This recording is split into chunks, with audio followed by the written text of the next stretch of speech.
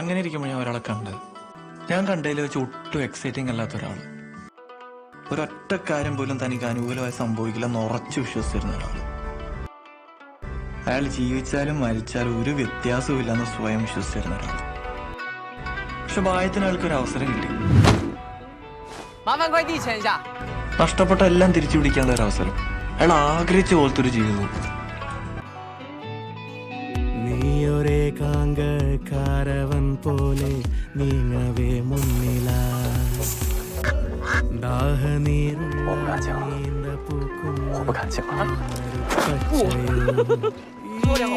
മണലിൻ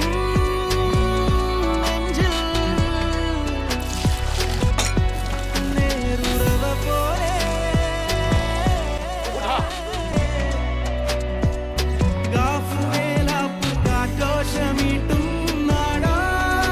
咖啡真不错，你懂咖啡？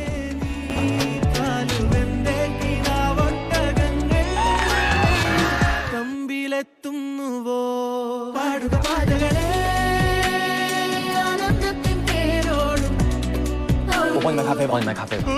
开什么玩笑？你负责种咖啡，我负责市场，这事儿肯定行。